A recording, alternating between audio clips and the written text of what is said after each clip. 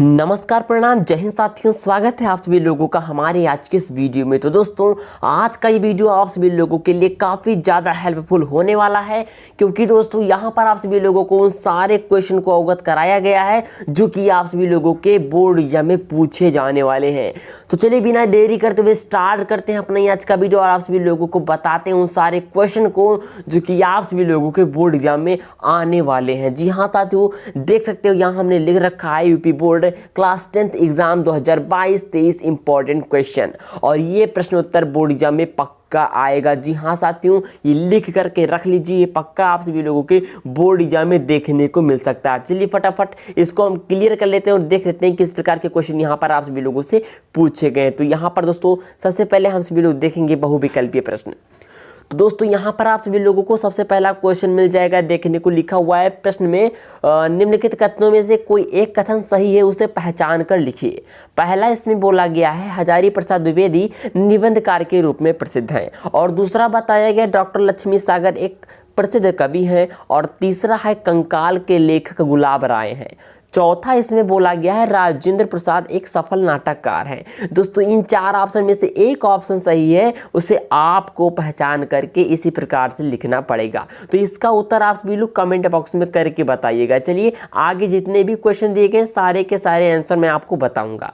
तो यहाँ पर देखिए मैंने प्रश्न के साथ साथ में आंसर को लिख रखा है ताकि आप सभी लोगों को और आसानी हो क्वेश्चन को समझने में। तो दोस्तों यहाँ पर आप सभी लोग देख लीजिए, क्वेश्चन नंबर 2 में पूछा गया है तितली किसका उपन्यास है। इसका जो सही उत्तर है दोस्तों नीचे जस्ट लिखा हुआ है, मैंने लिख रखा है, चलिए बता दे रहा हूँ कि जो तितली है वो जयशंकर प्रसाद जी का उपन्यास है। ठीक है, इसको क्लियर कर लीजिएगा दोस्तों। यहाँ पर जितने भी आपको क्वेश्चन देखने को मिलेंगे ये सारे के सारे क्वेश्चन आप सभी लोगों के बोर्ड एग्जाम में आ चुके हैं।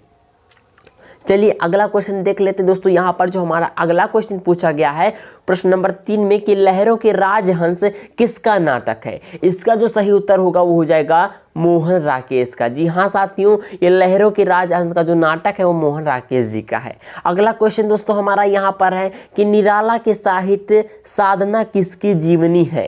तो इसका जो सही उत्तर हो जाएगा दोस्तों वो होगा निराला कि साहित्य साधना डॉक्टर रामविलास शर्मा की जीवनी है। ठीक है, क्लियर कर लीजिएगा दोस्तों, ये जो निराला के साहित्य साधना नामक रचना है या जीवनी है ये डॉक्टर रामविलास शर्मा जी की है। चलिए आगे बढ़ते हुए अगला क्वेश्चन देखते हैं दोस्तों। यहाँ पर जो हमारा अगला और क्वेश्चन नंबर 5 जो है क्वेश्चन है उसमें लिखा हुआ है कि तुम चंदन हम पानी, ये किसका उपन्यास है। दोस्तों ये जो सही उत्तर होगा वो हो जाएगा तुम चंदन हम पानी विद्यानिवास मिश्र का निबंध है। ठीक है, सॉरी यहाँ पर उपन्यास कर लीजिएगा, यहाँ पर निबंध लिख गया है। चलिए आगे बढ़ते हैं और अगला क्वेश्चन देखते हैं दोस्तों। यहाँ पर हमारा जो प्रश्न है अगला, निम्नलिखित पद्यांश का संदर्भ सहित व्याख्या कीजिए। पद टूटी, अब देखिए इसको हम पढ़ते हैं, जो हमारा नीचे पद्यांश दिया गया है। पद टूटी है तेरी कब समाधि, झांझम लौटे सतहार हार, वहाँ चल दूंगा से किंतु नीर, सुनकर जलते कण की पुकार, सुख से दुख के समान। तो दोस्तों यहाँ पर आप सभी लोग ये पद्यांश पढ़ लीजिएगा और इसका जो हमारा संदर्भ होगा चलिए उसको बता दें किस प्रकार से आपको लिखना है। यहाँ पर देखिए लिखा हुआ है संदर्भ कि प्रस्तुत पंक्तियाँ हमारी पाठ्य पुस्तक हिंदी के काव्यखंड हिमाचल से नाटक पाठ से लिया गया है, जिसको महादेवी वर्मा ने लिखा है या फिर जिसके रचयिता महादेवी वर्मा जी हैं। अब इसका प्रसंग लिखेंगे दोस्तों। देखिए इसमें प्रसंग क्या है, निचोड़ क्या निकलता है कि इसमें हिमाचल की कठोरता व उसके कोमल हृदय के बारे में बताया गया है। अब इसका बचता है दोस्तों व्याख्या। ठीक है, इसका क्या बचता है व्याख्या। अब इस पंक्ति को आप पढ़ लीजिएगा और इसका व्याख्या आप सभी लोग पढ़ के जाइएगा खुद करके, और फिर आप इजीली एग्जाम में लिख पाएंगे। चलिए आगे बढ़ते हैं और बढ़ते हैं अति लघु प्रश्न उत्तरीय अलंक। ठीक है, तो यहाँ पर देखिए लिखा हुआ अति लघु उत्तरीय प्रश्न। अब दोस्तों इसका जो पहला क्वेश्चन है इसमें पूछा गया है कि रेखाएं और रंग किसका स्मरण है। तो यहाँ पर जो सही उत्तर होगा दोस्तों वो हो जाएगा विनय मोहन शर्मा जी का। अगला क्वेश्चन यहाँ पर आप सभी लोगों से पूछा गया है वो क्वेश्चन है दोस्तों कि नीरजा किसका काव्य है। ये देखिए लिखा हुआ है नीरजा किसका काव्य है। तो इसका जो सही उत्तर हो जाएगा वो हो जाएगा महादेवी वर्मा, अर्थात नीरजा जो है वो महादेवी वर्मा जी का काव्य है। दोस्तों यहाँ पर कुछ वर्ड जो हैं वो गलत लिख गए हैं, कुछ टाइपिंग में दिक्कतें आ गई थी इसलिए थोड़ा गलत मिल जाएंगे, लेकिन आप लोग को मैं बता दूंगा और आप क्लियर करते रहिएगा। देखिए नीरजा कुछ इस प्रकार से लिखा जाएगा, यहाँ पर थोड़ा गलत हो गया। चलिए आगे बढ़ते और अगले प्रश्न की ओर बढ़ते हैं दोस्तों। यहाँ पर जो हमारा अगला क्वेश्चन पूछा गया वो है कि पंचायत किसका निबंध है। इसका जो सही उत्तर होगा दोस्तों वो हो जाएगा पद्मलाल पुन्नालाल बख्शी। जी हाँ साथियों, इसका उत्तर हो जाएगा पद्मलाल पुन्नालाल बख्शी। आगे बढ़ते हैं और अगला क्वेश्चन देखते हैं और ये क्वेश्चन आपको 110% देखने को मिलेगा। जी हाँ साथियों, ये क्वेश्चन जो है वो है कि दीपदान किसकी एकांकी है। दोस्तों दीपदान क्लास 10th के एग्जाम में आप सभी लोगों को देखने को मिल जाएगा। 110% बता रहा हूँ, इसको क्लियर करके जाइएगा और शायद अब आपको याद ही हो जाएगा क्योंकि मैंने इतना बोल दिया यहाँ पर। तो आप देखिए इसका जो उत्तर होगा हो जाएगा डॉक्टर राजकुमार वर्मा, यानी कि दीपदान एकांकी जो है वो डॉक्टर राजकुमार वर्मा जी की है। आगे बढ़ते हैं और अगला प्रश्न देखते हैं दोस्तों। यहाँ पर लिखा हुआ है रश्मि मानसा, इसकी आलोचना है, यहाँ इसकी लिख गया है दोस्तों, यहाँ पर हमारा हो जाएगा किसकी। ठीक है, तो यहाँ पर आप सभी लोग किसकी जोड़ लीजिएगा और इसका जो सही उत्तर हो जाएगा रामचंद्र शुक्ल। चलिए आगे बढ़ते और अगला क्वेश्चन देखते हैं दोस्तों। यहाँ पर जो हमारा अगला क्वेश्चन है वो है सुनहरे शैवाल किसकी रचना है। दोस्तों सुनहरी शैवाल जो रचना है वो अज्ञेय की रचना है, इसको भी क्लियर कर लीजिएगा, एग्जाम में कई बार आ जा चुका है।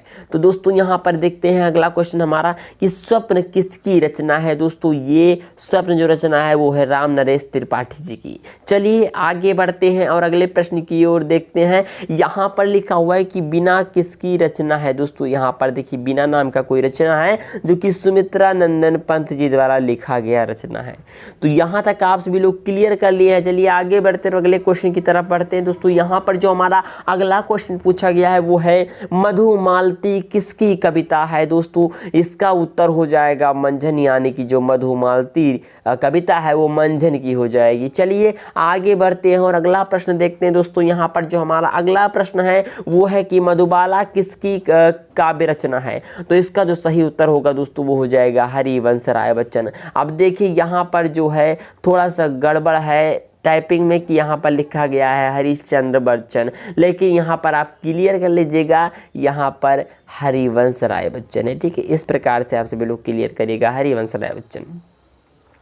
चलिए आगे बढ़ते हैं और देखते हैं अगला प्रश्न क्या है दोस्तों। यहाँ पर लिखा हुआ है रसवंती के रचयिता का नाम लिखिए। दोस्तों यहाँ पर जो हमारा सही उत्तर होगा वो हो जाएगा रामधारी सिंह दिनकर। जी हाँ साथियों, ये रसवंती के रचयिता का नाम कई बार एग्जाम में आपके वैकल्पिक प्रश्न में पूछा जा चुका है, इसको क्लियर कर लीजिएगा।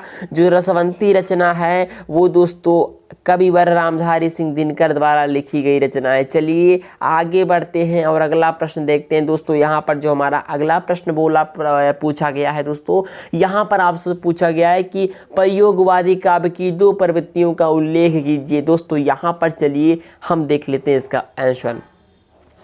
तो दोस्तों यहाँ पर देखिए उत्तर में लिखा हुआ है कि प्रयोगवादी धारा की प्रमुख या प्रवृत्तियों निम्नलिखित हैं। ठीक है, तो यहाँ पर देखिए पहला दिया गया है अत्र यथार्थता, दूसरा दिया गया है तथा प्रतीक और तीसरा है वैदिकता की प्रधानता।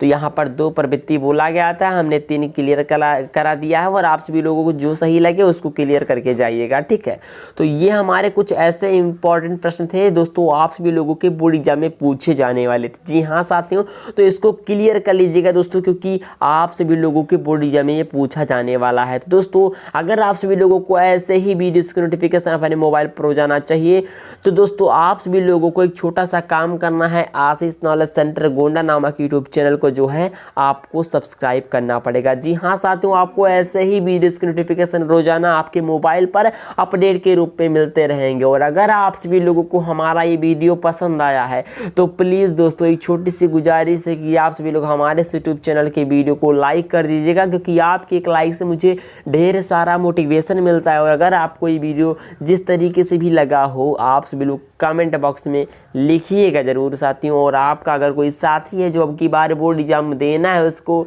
या ऐसे प्रश्न की जिनको आवश्यकता है, आप सभी लोग उसके पास शेयर कर दीजिएगा इस वीडियो को। और मिलते हैं अगले वीडियो में, तब तक के लिए जय हिंद, जय Bharat, Vande Mataram and take care.